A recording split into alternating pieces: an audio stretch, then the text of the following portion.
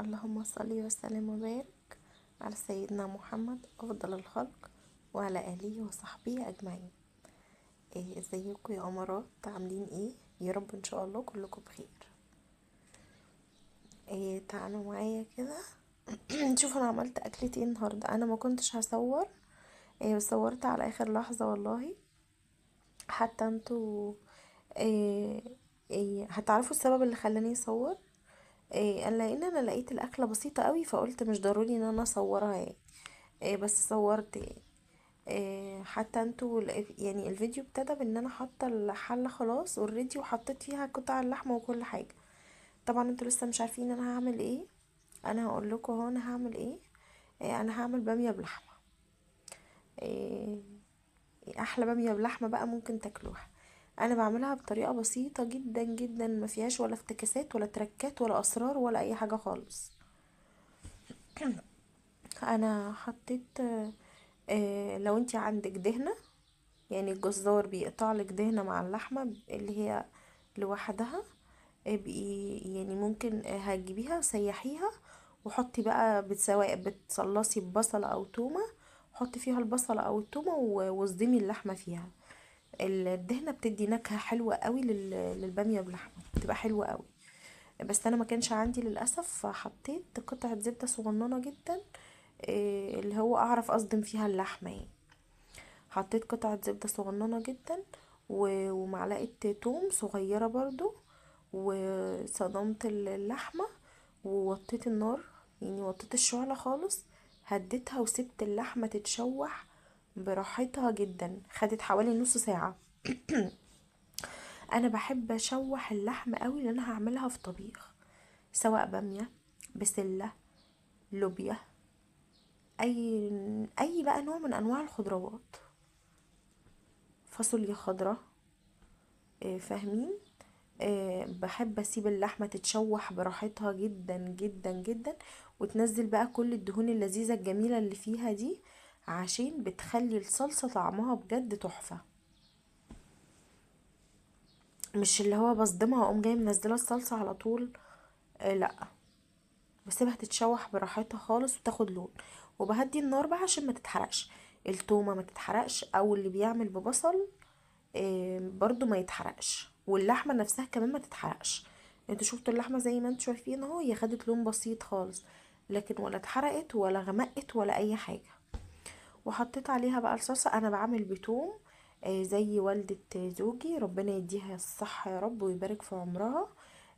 انا متعلمة منها الاكل، يعني انا بطبخ زي الاكل بتاعها.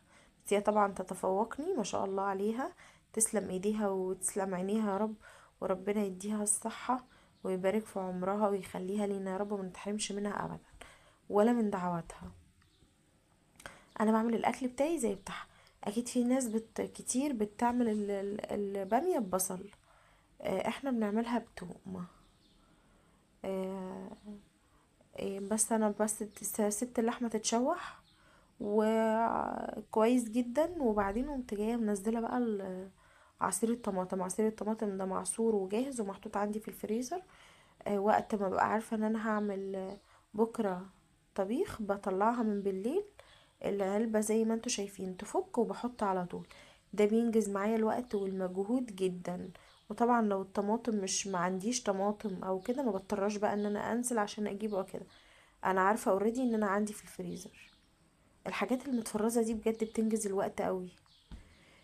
ده بقى السبب اللي خلاني اعمل الفيديو، ان انا هعمل مهلبيه. ابني عاوز ياكل مهلبيه وكده، فانا قلت خلاص انا هصور الفيديو معاهم، واعمل 3 اطباق مهلبيه كده، واقضي معاهم يعني اليوم وكده ودردش معاكم يعني. شكرا طبعا على اللي بيشوفني، اي حد، شكرا لاي حد الفيديو بيجي قدامه وبيفتحه وبيتفرج عليه للاخر، بجد شكرا جدا جدا. وشكرا قوي على الكومنتات الجميلة اللي بتجيلي، حتى لو هي كومنتات بسيطة، يعني مش عدد كبير، بس انا مبسوطة بيهم. وشكرا ليكم على دعمكم، وشكرا ليكم ان انتوا اول ما بتشوفوا الفيديو بتاعي بجد بتفتحوه. انا بشكركم، بصوا من خلال الفيديو بجد. شكرا على دعمكم، شكرا على حبكم، شكرا قوي. انا اهو حطيت في الحله كل حاجه. اللبن ساقع. انا حطيت من الكاس ده الكاس اللي انا هحط فيه. حطيت لما عملت بايدي كده كنت بقول لكم ان انا هحط 4 منه، يعني عد 4 مرات بالكاس ده. 4 مرات ليه؟ عشان هيعمل في الاخر هتعمل 3 بس، وانا عايزه التلاتة بس، 3 كاسات مش اكتر. لو حطيت 3 بس هتعمل 2، ولو حطيت 2 هتعمل 1. تحطي 5 هتعمل 4. المهم ان انت كل زودي عن العدد الاطباق اللي انت هتعمليها معيار كمان، عشان خاطر هي كده كده المهلبية لما تيجي تتقل بتقل، بتقل كمية حلوة يعني، اللبن بيقل. فانا عملت 4 عشان يدوب ال4 هيعملوا لي على قد ال3 بالظبط اللي انا عايزاهم، اللي هو انا وجوزي وابني. بس احنا بنحب المهلبية نعملها ناكلها في نفس الوقت، من يعني في نفس اليوم. ما بنحبش نحطها في التلاجة اللي هي تفضل يومين 3 وكده، لا احنا بنحب ناكلها في نفس اليوم على طول. حطيت اهو بقى واللبن كان ساقع. حطيت النشا. هما انا حطيت 4 كاسات لبن، فحطيت على كل كاس معلقة نشا. معلقة نشا من اللي هي بتاعت الشاي، مش معلقة الاكل. انا بعمل كل ده بمعلقة الشاي. حتى السكر برضو حطيته بمعلقة الشاي.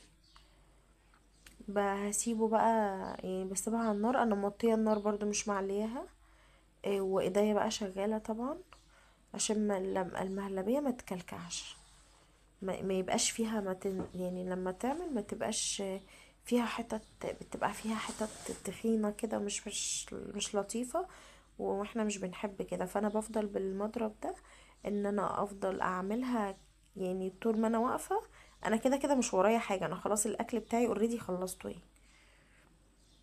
فبفضل واقفة ان انا واخدة بالي منها مش بسهى عليها يعني. فحطيت اهو الحاجات بتاعتها، وعمالة بقى اقلب بقى بايديا.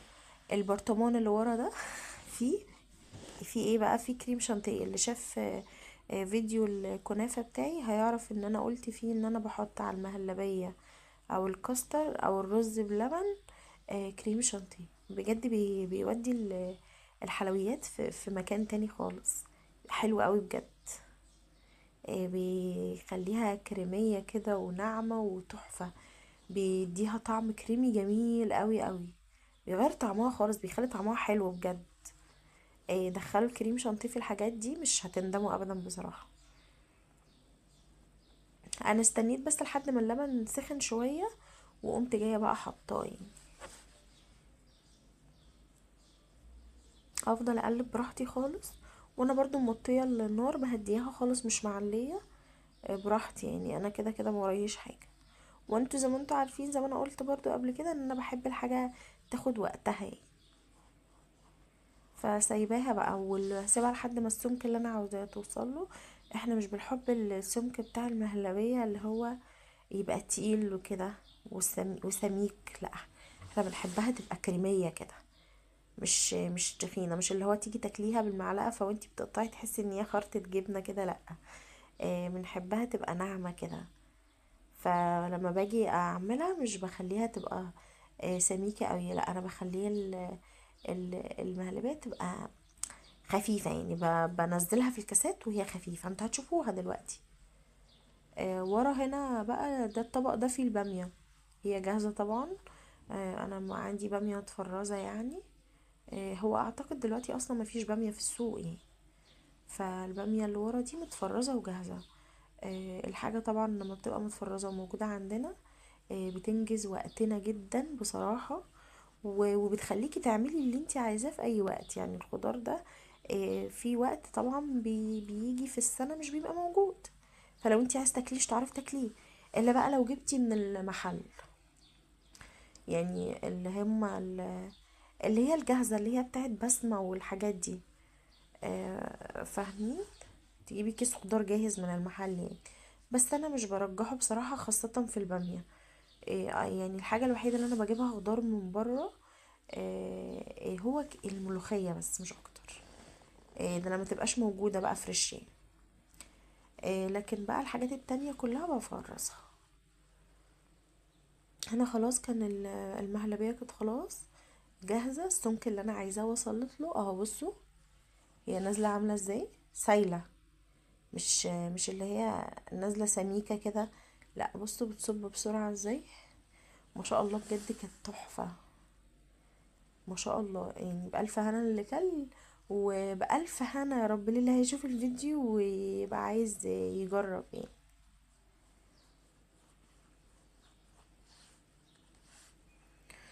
حلوة قوي ما شاء الله. واسيبها بقى على جنب هنا تبرد كده، وبعدين بقى احط عليها المكسرات اللي انتوا شفتوها في البرطمان اللي محطوط، اللي كان محطوط قبل يعني قبل ما اجي للحتة دي.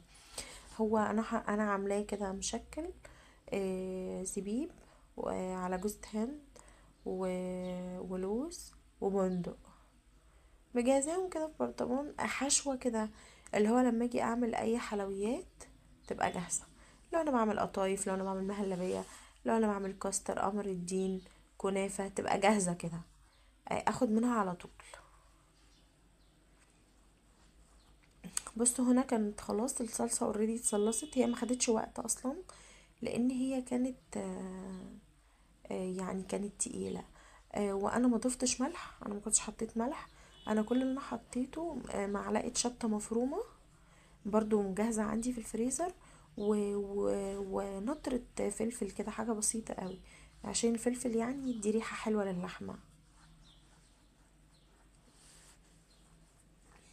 هنا بصوا انا هوريكم بس هنا ان اللحمة خلاص بقت، انا مش بديها يعني، مش بسيبها تستوي نص سوا وانزل البامية ميعها وكده، الا لا خالص، انا بخلي اللحمة تستوي سوا كامل في كل حاجة على فكرة.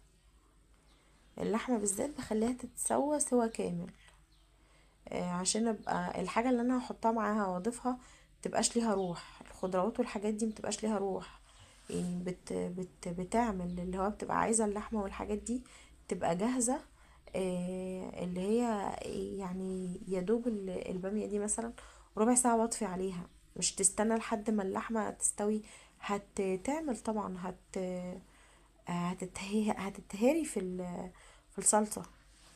سواء بقى لو انا حتى بعمل مثلا بطاطس او اي خضار عامه بيتهري بسرعه، خاصه وهو متفرز كده يعني بيتهري بسرعه، فانا مش بضمن ان انا تبقى اللحمه عندي خلاص خدت السوى الكامل بتاعها. هنا كنت ضفت بس للصلصه بغلي ميه في الكتل، وبحطها بقى عشان خلاص هحط الباميه، مش بحط طبعا ميه ساقعه، عشان ما ينفعش يعني اللحمة تغير لون وكده، ما ينفعش، لازم تبقى المية سخنة زي الصلصة كده.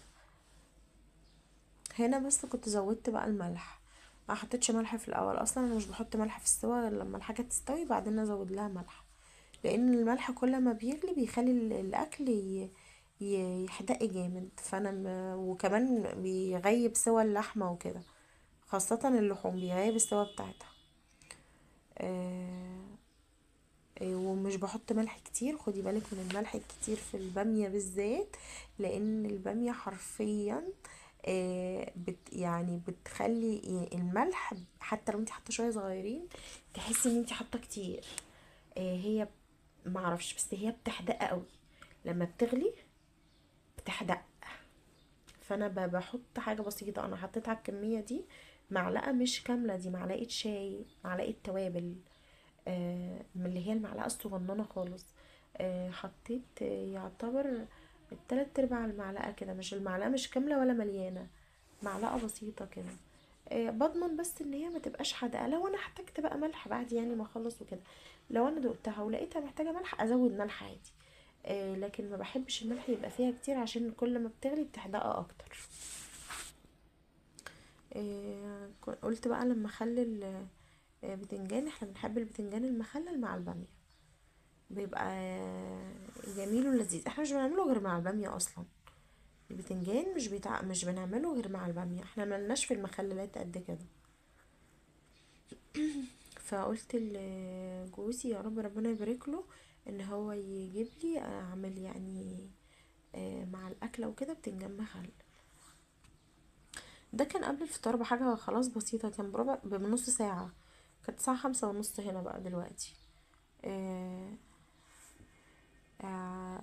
عملته انا بخرمه كده خرمه بسيط بالسكينه عشان هو في النار ما يتنفخش ويفرقع. حاجه بسيطه خالص كده. وسخنت الزيت كويس وهحطه فيه، وهسيبه بقى ان هو يستوي برضو مع نفسه على ما اعمله بقى التتبيله بتاعته. احنا مش بنحبه اللي هو يبقى من بدري او اللي هو يبقى بايت. احنا اصلا بنحب ناكله يبقى سخن، بيبقى جميل وبيبقى شارب من التتبيله اللي انا حطاها على البتاعه دي بتاعت الزيت. انا مكنتش بستخدمها بصراحه يعني. وبعدين قلت انا ليه يعني مش بستخدمها، انا استخدمها، استخدامها حلوة بصراحة. التتبيلة عادي بقى بتاعت البتنجان اسهل حاجة في العالم. توم المفروم وشطة مفرومة وملح وليمون، بس مش اكتر من كده. هو ده اللي انا بعمله. اكيد في ناس ممكن يكون ليها اضافات تانية، بس هو انا بعمل كده بس. طبعا ده توم مفروم وشطة مفرومة جاهزين ومحطوطين عندي في الديب فريزر. بينجزوا معايا الوقت جدا بصراحة. مش ببقى محتاجة ان انا يبقى عندي توم، ولا محتاجة ان انا يبقى عندي شطة في التلاجة ولسه اطلع واغسل وافرم وكده. دول بينجزوا معايا الوقت جدا. بس مش بعمل كميات كبيرة طبعا، انا بعمل كميات بسيطة. كل ما تخلص ازود، كل ما تخلص اعمل جديد واعين. اه حطيت توم وشطة والملح والليمون، بقى هعصر الليمون. هو اصلا يعتبر المخلل روحه الليمون، هو بيحب الليمون قوي. انا هنا تقريبا كنت بغسل الليمونة وبقطعها. اه كنت بغسلها على الحوض كويس واقطعها. انا بغسل اي حاجة بصراحة، اي خضار او اي حاجة لازم اغسلها الاول قبل الاستخدام يعني. ضمانا طبعا لسلامتنا يعني. لان طبعا الحاجات دي بتتنقل من كام ايد لايد لايد يعني. اللي واقف اللي بينقي الخضار ده اكيد الليمون ده لمسه كله. فشوفي بقى كام شخص لمس الليمون اللي انت هتجيبي منه. فيعني ضمانا لسلامتنا. حاولوا على قد ما تقدروا تغسلوا اي حاجة انتوا بتجيبوها يا جماعة. وربنا يا رب يعيننا كلنا ويدينا الصحة ويبعد عننا اي شر او مكروه يا رب. هعصر عليها ليمون بقى عليها هي نفسها عشان تدخل يعني. احشي البتنجانة بيها اصلا.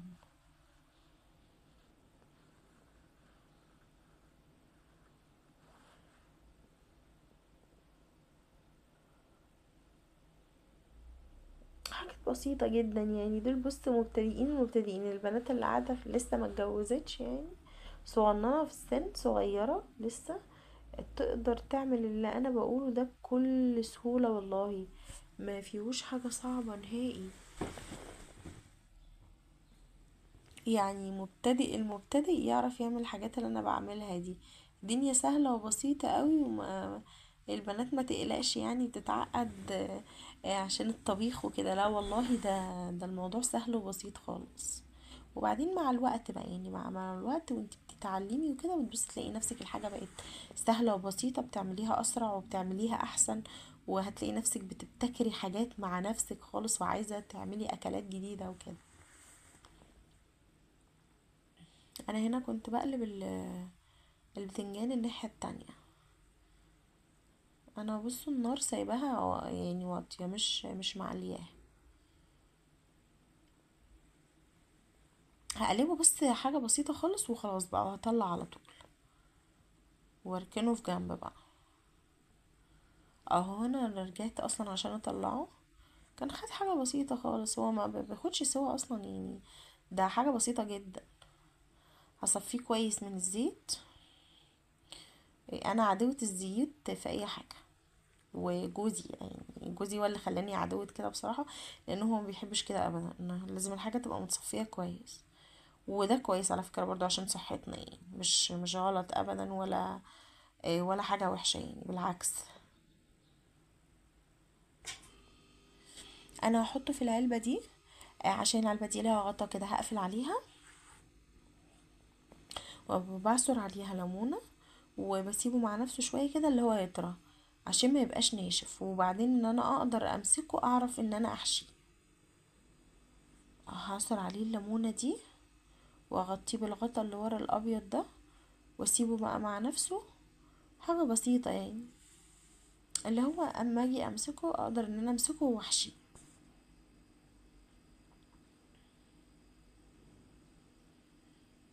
دي ليمونة، ليمونة صغيرة. هو الليمون دلوقتي تقريبا الكيلو ب100.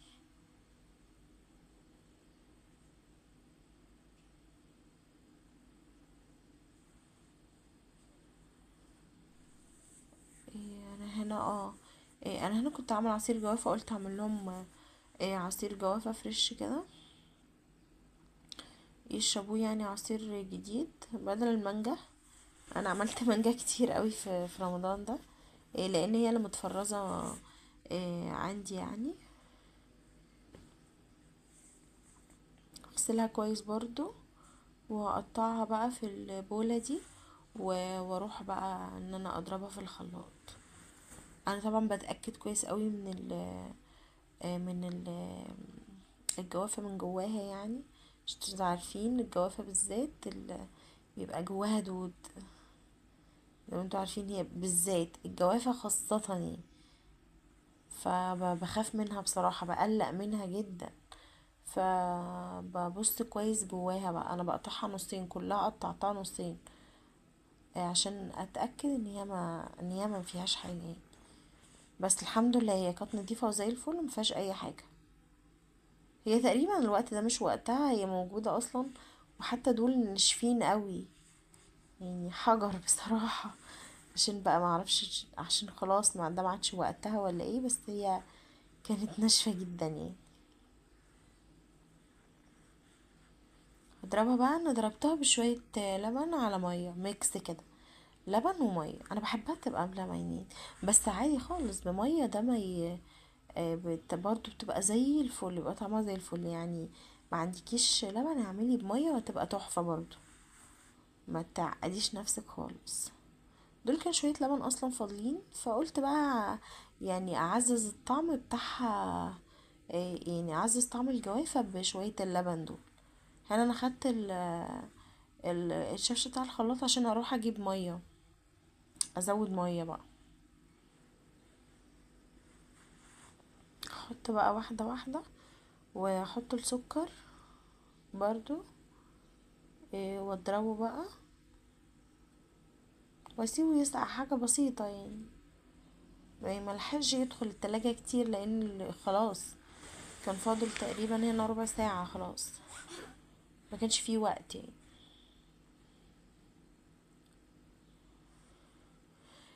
انا بجيب ما تستغربوش ان انا بجيب البرطمان بتاع السكر احط منه، بس انا بقول عشان انا مش برضه استخدم اللي هو البرطمان اللي هو الصغير اللي هو في الدراجة بتاعة التوابل ده، عشان انا لو استخدمته في العصير هيخلص بسرعة اوي، فاضطر كل شوية ان انا اقعد املاه، كل شوية ان انا اقعد املاه، وانا لما باجي املاه بيفضل يوقع بره او كده، فمبرجحش ان انا كل شوية املاه يعني. فبجيب البرطمان اللي انا حاطة فيه السكر وافضي منه هو مباشر.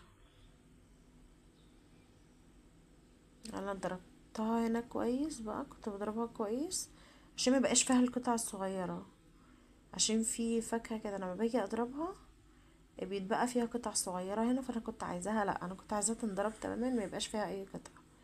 وهصفيها بقى بالمصفى دي. المصفى دي حبيبتي قوي، انا بحبها جميلة وعملية جدا. انا جايبة منها دي الصغيرة، وفي منها الكبير. طبعا انا مش جايبة منها دلوقتي يعني، مش في الوقت ده. دي حاجات كلها جوازي، كل الحاجات اللي انتوا شايفينها دي حاجات الجهاز بتاعي وجوازي. مش انا ما الحاجات الجديدة اللي انا جبتها صورتها معاكم. انا مش بجيب ادوات للمطبخ جديدة بصراحة، لان انا اصلا اوريدي عندي حاجات لسه لحد دلوقتي في الكراتين بتاعتها، انا ما استخدمتهاش اصلا ولا طلعت حتى من الكراتين بتاعتها. بس ان شاء الله بقى اطلع معاكم واعمل بقى اجدد معاكم في الحاجات التانية اللي هي الادوات اللي عندي وكده. الوصفة دي جميلة لهلوبة بجد، جايبة منها الحجم ده والحجم الأكبر. بتصفي، خاصة العصير ده حلو قوي. هي ضيقة جدا، الوصفة دي ضيقة جدا، فحلوة قوي بصراحة.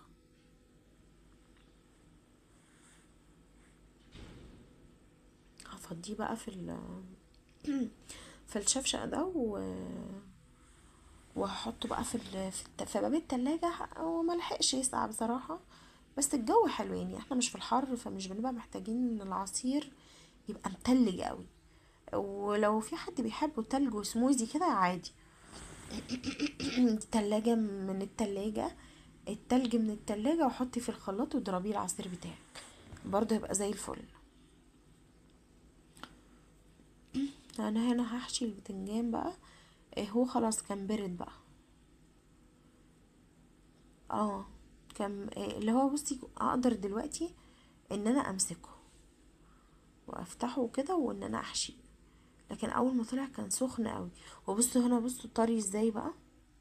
هيفتح معايا دلوقتي القشرة بتاعته دي، ولا هتقع ولا هتبوظ ولا اي حاجة. بصوا اهو، انا بوريلكوا حتى اهو القشرة بتاعته ثابتة جدا. انا اول ما اتجوزت كنتش فاهمة هي ليه القشرة بتاعته بتقع. اتاري انا كنت ببقى بسيبه كده من غير ما اغطيه ولا اي حاجة، فكان بينشف. فكل ما اجي اطلع ابص الاقي القشرة بتاعته تقوم جاية واقعة كده او سايبة عن اللحم، وانا كنت مش عارفة ايه السبب يعني. فبعدين بقيت اول ما اطلعه من النار احطه في حاجة كده ان انا هقفلها، واحط عليه ليمون فبيطرى بقى. القشرة بتاعته دي بتطرى معاه، فبتفضل لازقة في الدواخل بتاعته دي، فمش بتفك ابدا. بحشيهم بقى واحدة واحدة كده، واحطهم جنب بعض وخلاص كده. اهو بصوا خلاص كنت حشيته. وبصوا كان ريحته كانت جميلة قوي، ما شاء الله.